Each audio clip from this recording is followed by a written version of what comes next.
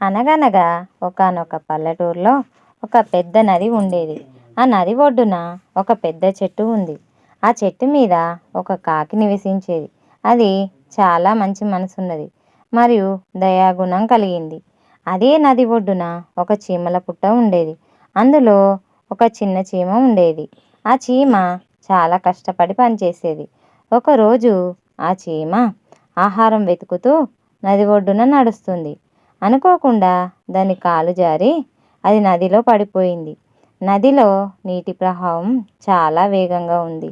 చిన్న చీమ నీటిలో మునిగిపోతూ తన ప్రాణాలను కాపాడమని సహాయం కోసం అరుస్తూ ఉంది. నన్ను కాపాడండి, నన్ను కాపాడండి అని భయంతో అరిచింది. ఈ దృశ్యం అంతా చెట్టుపై నుండి కాకి చూసింది. దానికి చీమ పట్ల చాలా జాలి కలిగింది.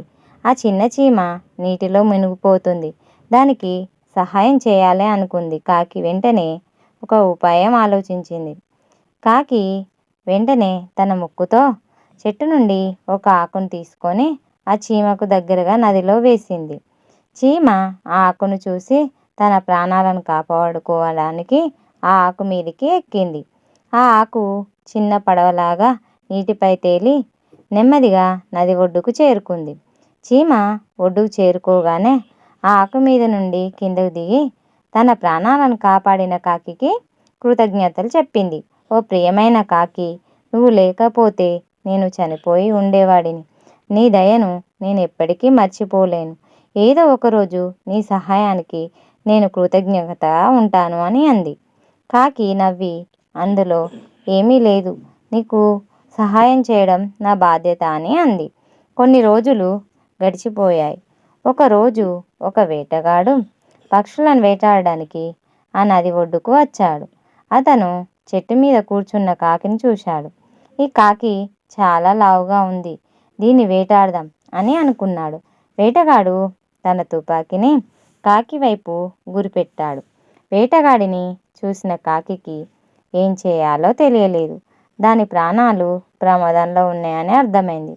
అదే సమయంలో ఆ చిన్న చీమ తన ఇంటి నుండి బయటకు వచ్చి ఆహారం వెతుకుతుంది. అది నది ఒడ్డున నడుస్తూ ఉండగా చెట్టు కింద ఉన్న వేటగాడిని చూసింది.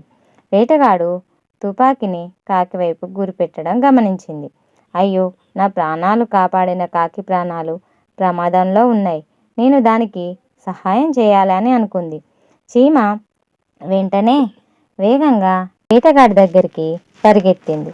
వేటగాడు తన లక్ష్యాన్ని సరిచేసుకుంటుండగా చీమ తన పదునైన పళ్ళతో అతని కాలికి గట్టిగా కుట్టింది. వేటగాడు చీమ కుట్టడంతో ఆశ్చర్యంపోయి తీవ్రమైన నొప్పితో అరిచాడు. అతని లక్ష్యం తప్పిపోయింది. తుపాకీ నుండి వచ్చిన శబ్దం కాకిని భయపెట్టింది. కాకి వెంటనే అప్రమత్తమై వేగంగా ఆ చెట్టుపై నుండి ఎగిరిపోయింది. కాకి ఎగిరిపోవడం చూసిన చీమ సంతోషంగా నవ్వింది. కాకి దూరంగా ఎగిరిపోతూ తన ప్రాణాలు కాపాడిన చీమను చూసి కృతజ్ఞతలు చెప్పింది.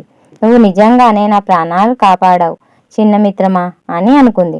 ఆ రోజు నుండి చీమ మరియు కాకి మంచి స్నేహితులుగా మారాయి. ఈ కథలో నీతి ఏమిటంటే, మనం ఇతరులకు చేసే మంచి కష్టకాలంలో మనకు తిరిగి సహాయం వస్తుంది. ఈ వీడియో చూసినందుకు ధన్యవాదాలు. ఈ వీడియో నచ్చినట్లయితే సబ్స్క్రైబ్ చేయండి.